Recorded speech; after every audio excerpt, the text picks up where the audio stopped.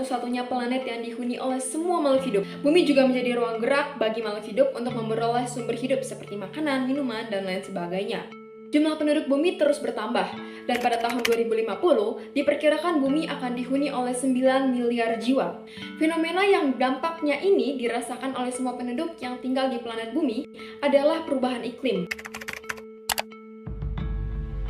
Bumi diprediksi akan memanas setiap tahunnya. Bahkan United Nations atau UN itu menyatakan bahwa kita sebagai masyarakat dunia harus berjuang mempertahankan suhu global agar di bawah 1,5 derajat Celcius dari jumlah yang sekarang, agar dapat menghindari bencana dari perubahan iklim atau pemanasan global. Nah, perubahan itu ditandai setidaknya oleh 4 hal, yaitu pertama, karena adanya perubahan atau kenaikan temperatur secara global. Kedua, ada kenaikan tinggi di muka air laut. Ketiga, semakin seringnya terjadi kondisi cuaca ekstrim. Dan keempat, adanya perubahan pola cuaca atau curah hujan. Selain itu, sampah juga berkontribusi besar dalam memperburuk perubahan iklim yang mengakibatkan pemanasan global. Tumpukan sampah di udara terbuka itu mengeluarkan gas metana, dan salah satu gas metana ini bertanggung jawab atas pemanasan global. Sampah plastik merupakan salah satu jenis sampah yang memberikan ancaman serius terhadap lingkungan. Selain jumlahnya yang cenderung semakin besar, kantong plastik adalah jenis sampah yang sulit terurai oleh proses alam yakni non-biodegradable. Nah, saat ini, sekitar 300 juta ton sampah plastik diproduksi setiap tahunnya. Sementara, kurang dari 10% itu didaur ulang. Terkait dengan sampah plastik ini, kita memiliki beberapa permasalahan. Yang pertama, ialah adanya penyu. Penyu menjadi salah satu korban dari sampah plastik. Pasalnya, tidak sedikit warga atau kelompok konservasi penyu yang menemukan bangkai penyu karena mati memakan plastik. Penyu adalah hewan yang buta warna, sehingga ia tidak bisa membedakan mana plastik dan mana ubur-ubur atau makanannya, terutama apabila plastik tersebut berwarna putih, bahkan transparan.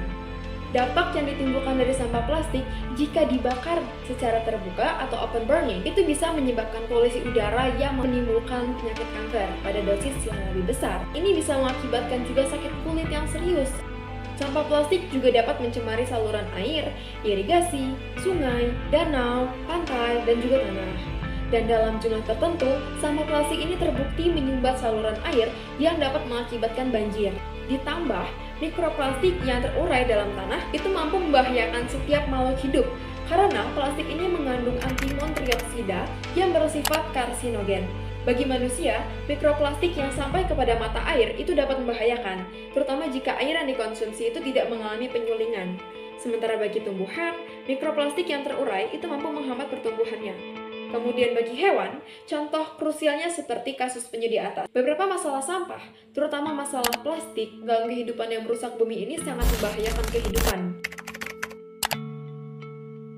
Kesadaran mengenai kelestarian lingkungan hidup harus ditanamkan sejak dini pada masyarakat, dan ini juga ditumbuhkan melalui pemberian informasi tentang lingkungan dengan harapan meningkatkan kesadaran dan pengetahuan masyarakat sehingga dapat mewujudkan perilaku cinta lingkungan.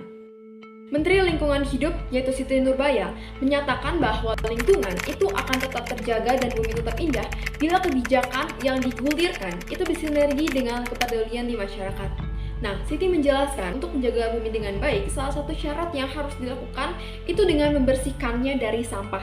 Menurutnya, sebanyak 4.613 aksi telah dilakukan sejak awal Januari 2018 dengan melibatkan 630.000 orang untuk membersihkan sampah di Indonesia. Aksi yang dapat kita lakukan sebagai manusia untuk menjaga kelestarian lingkungan dan menjaga bumi agar terbebas dari sampah plastik, juga selamat dari perubahan iklim yang mengakibatkan panas global, dengan melakukan kembali limbah plastik menjadi hal yang berguna dan bermanfaat. Seperti beberapa inovasi yang telah diciptakan anak negeri berikut ini. Yang pertama, ialah mall sampah. Cara kerjanya seperti startup mall sampah, di mana menengahi penghasil sampah, baik sampah rumah tangga maupun sampah kotor yang kemudian diperjualbelikan pada pengepul atau pemulung. Yang kedua, ialah recycle box. Penemuan ini seperti metode pengumpulan sampah dalam jenis apapun yang dikonversikan ke dalam rupiah.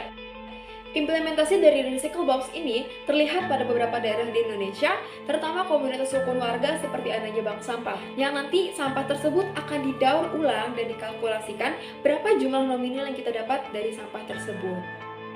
Nah, berdasarkan pembahasan di atas, dapat disimpulkan bahwasannya bumi kita ini adalah tempat tinggal di mana semua orang dengan semestinya menjaga kelestariannya. Terima kasih atas perhatian yang telah diberikan oleh semua pihak.